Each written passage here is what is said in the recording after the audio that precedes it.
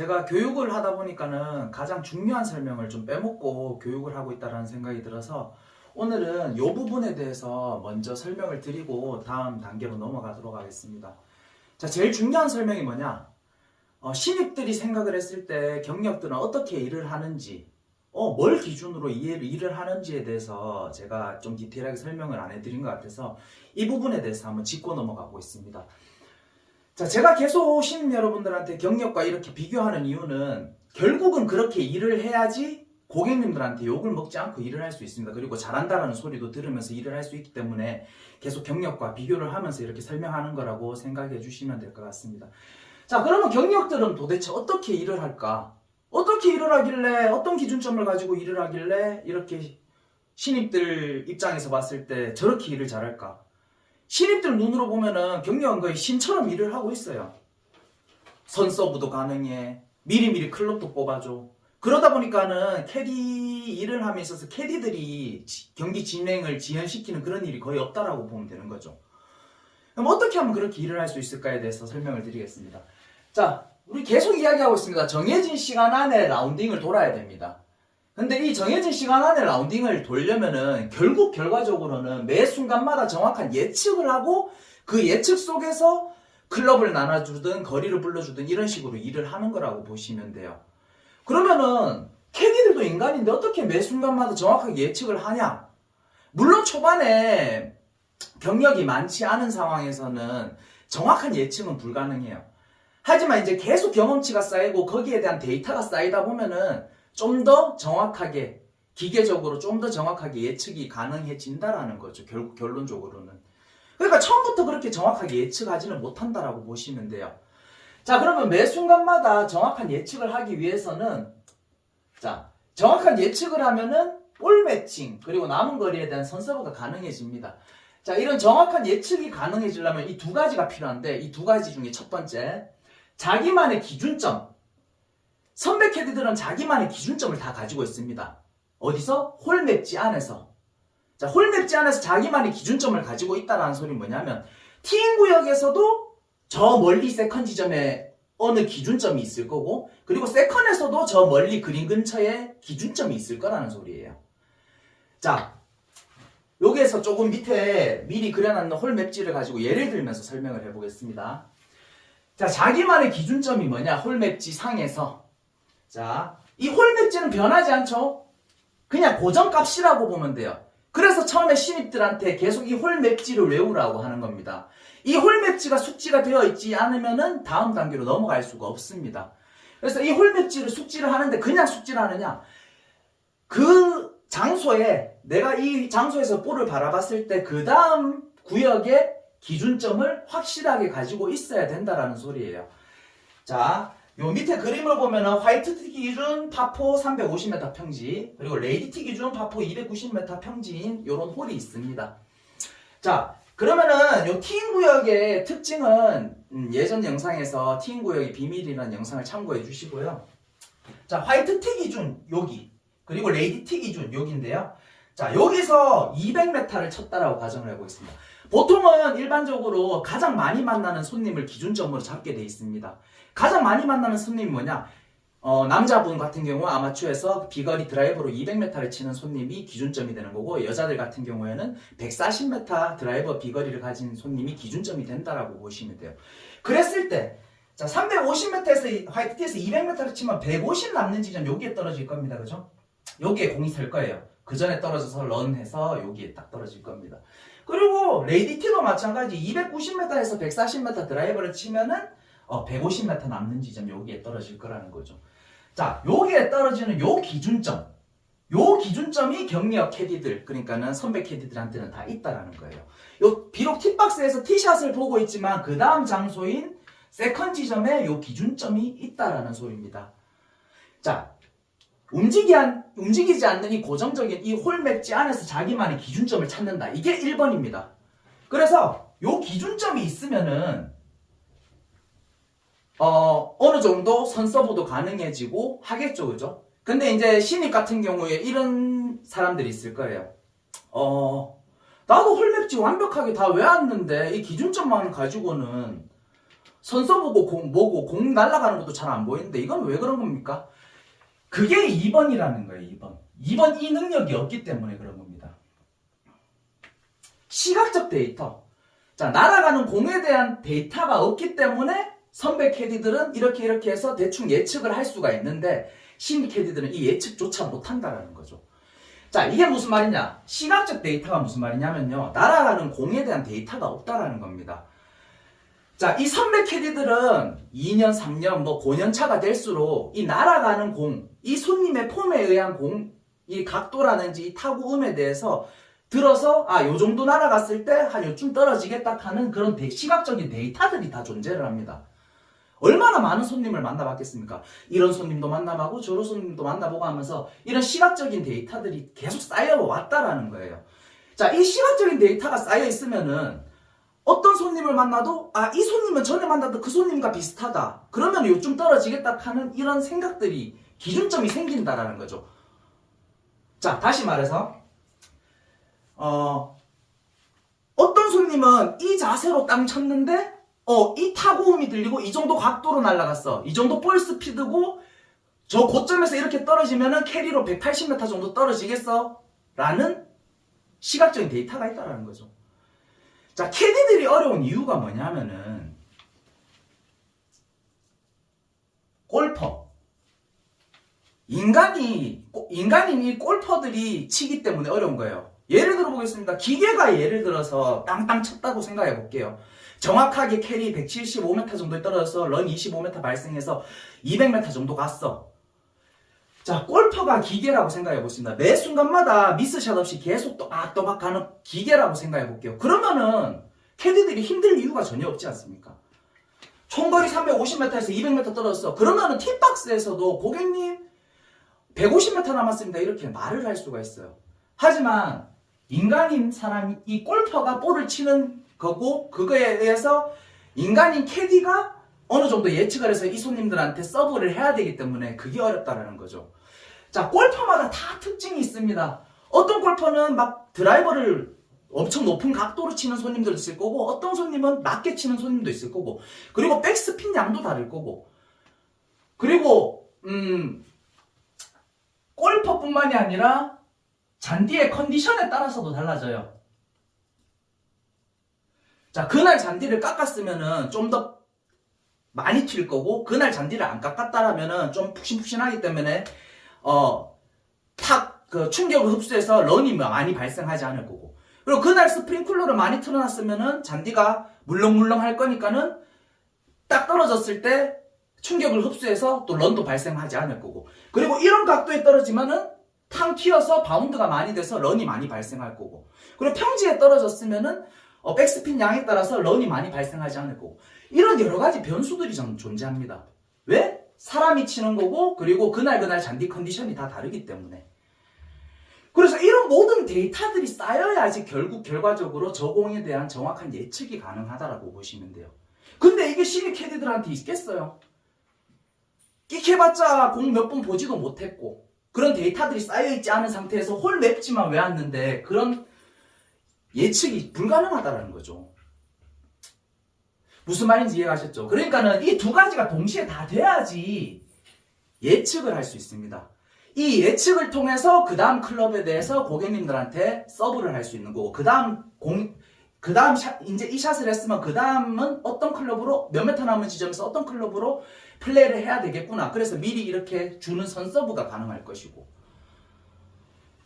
신입들은 시각적인 데이터가 없기 때문에 어렵다.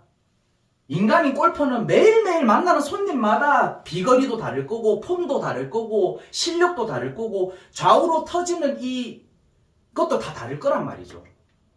근데 매 순간순간마다 그 손님에 맞춰서 예측을 해낸다? 데이터가 없으면 불가능한 거죠. 하지만 선배 캐디들은 이런 데이터들이 무수하게 많이 머릿속에 장착이 되어 있다는 거예요. 그래서 어떤 선배들 보면은 공탕 치고 출발 각도만 보면 요거 오른쪽 벙커로 들어가겠네. 불과 1초, 2초 사이에 모든 계산을 다 끝내서 벙커로 들어간다라는 정확한 예측을 해요. 1, 2초 사이에 이 많은 변수들, 잔디 컨디션, 이 공이 날아가는 거, 백스핀 양, 타구음, 볼 스피드, 클럽 스피드 이런 걸 다 계산해서 과연 예측을 했을까요? 아니에요. 이거는 시각적인 데이터가 그만큼 많기 때문에 이 손님은 전에 봤던 그 손님이랑 비슷해가 은연중에 느껴지는 겁니다.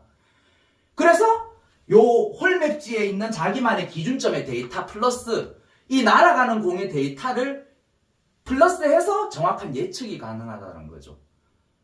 그래서 꼭 명심하셔야 됩니다. 이 시각적 데이터는 그냥 하루아침에 생기는 게 아니에요. 계속 공을 보고 몇만 번, 몇십만 번 공을 봐야지 겨우 이제 이 손님은 이렇게 쳤을 때 이 정도 공이 날아가면은 저쯤 떨어져서 굴러서 저기 서겠다 하는 그 감까지 있어야지만 예측을 할 수가 있다는 거예요. 이 예측을 못하면 결국 공만 따라다니다가 시간 다 허비하고 손님한테 욕먹고 이렇게밖에 일을 못해요.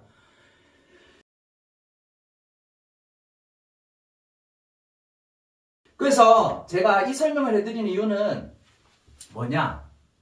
자, 동반교육, 교육 라운딩이라고 있을 겁니다. 물론 교육 라운딩이 없는 데도 있지만 동반교육을 따라 나간다. 선배를 따라서 이제 신입생 입장에서 따라 나간다라고 했을 때 제가 이 설명을 해주는 이유는 하루라도 빨리 이유 있는 데이터를 쌓아 나가야 된다는 소리예요. 이 말은 무슨 말이냐?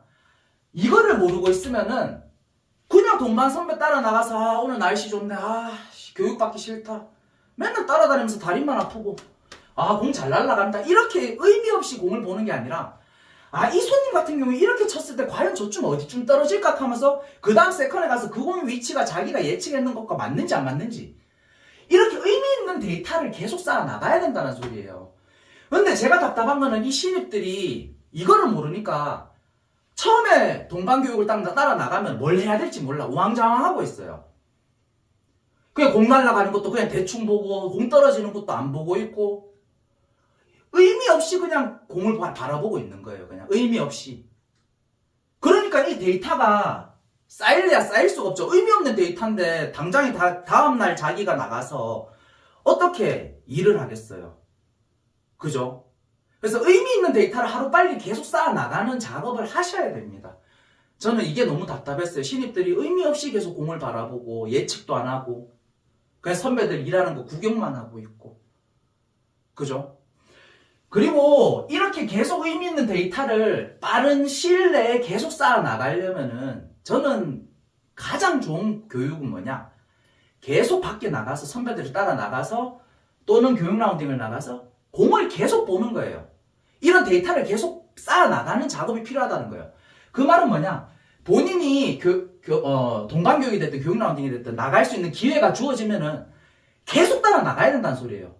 근데 이제 보통 신입들 보면은 2바퀴 하는 선배들 따라 나갔을 때 한 바퀴 하고는 저 오늘 힘들어서 후반 라운딩은 못 따라 나가겠습니다.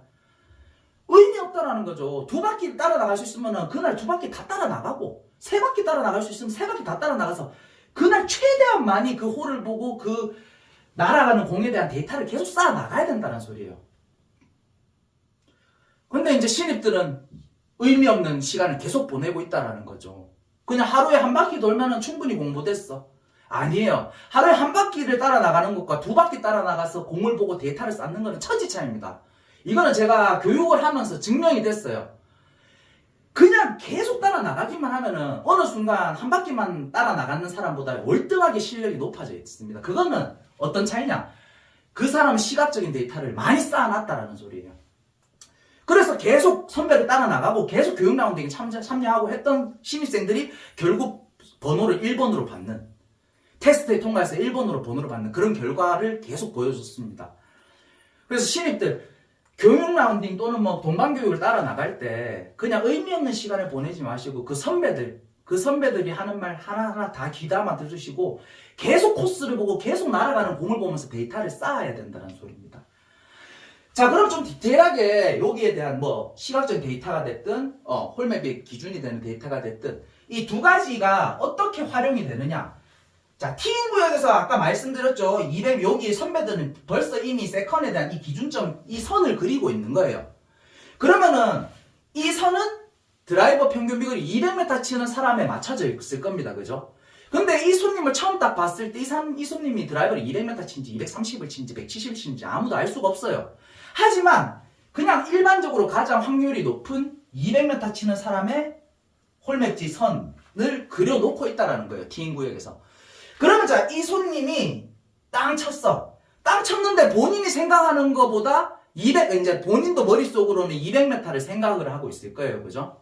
근데 200m를 치는 손님으로 생각을 하고 있었는데 이 손님이 200m를 치는 손님보다는 좀 더 세게 치고 이 타공과 각도로 봤을 때 200m보다 더 나갈 것 같아 라고 생각을 하면 이 기준점이 이렇게 바뀌어버려요. 그래서 뭐 역광이라든지 뭐 안개가 끼었다든지 이런 안 좋은 상황에서 선배들은 그 공을 다 놓치지 않고 보는 겁니다. 예를 들어 역광이 돼서 중간에 하늘에서 공을 놓쳤어. 물론 하늘에서 공을 안 놓치면 가장 좋긴 하지만 하늘에서 공을 놓쳐도 상관없어. 이 사람이 드라이버를 200m를 치는지 230m를 치는지 시각적 데이터를 통해서 알고만 있으면 이쯤 떨어지겠네 하는 답이 나온다는 거죠. 기준점이 탁 달라져 버려요. 이 손님이 딱 치자마자. 그러면 또 반대로 170m를 치는 사람이었어. 이렇게 딱 쳤는데 내가 기준점으로 잡고 있던 200m 골퍼보다 좀 약하게 치는 것 같아 라는 느낌이 딱 들잖아요. 그러면은 요 200m 기준선이 뒤로 이렇게 나갑니다.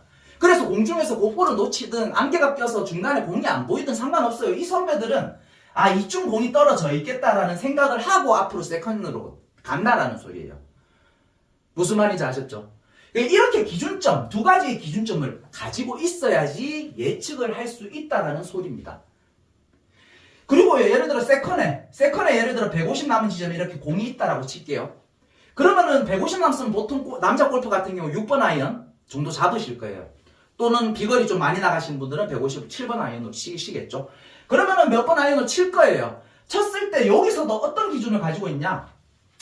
이 손님이 이 6번이나 7번 아이언 가지고 제대로만 쳤으면 미스샷 없이 이 소리에 이 각도에 이 타구음에 이 볼 스피드로 날아가면 그린에 온 그린 되겠다 라는 기준점을 잡고 있는 거예요. 그죠? 그러면은 이 손님이 예를 들어 탑핀을 치든 뒷땅을 치든 미스샷을 쳤어. 그러면은 이 기준점이 어디로 가느냐? 어프로치 지점이 여기로 가는 거예요. 그래서 여기서 이제 처음에 기준점을 잡고 있던 그린에서 이 손님이 샷을 하자마자 미스샷이 났으면은 예를 들어서 요 가운데 나무가 있다고 칩시다. 이 60 남은 나무가 있다고 치면 기준점이 그린에서 이 나무로 옮겨지는 거예요.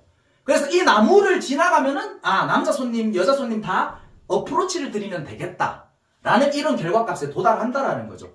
그러니까 이만큼 기준점이 중요한 거예요. 이 공을 바라봄에 있어서 홀맵지에 있는 기준점과 공이 날아가는 이 시각적인 데이터가 쌓여있는데 머릿속에서의 이 손님들의 데이터가 두 개가 딱 적용이 돼서 모든 변수값을 고려해서 이렇게 공을 본다라는 거죠.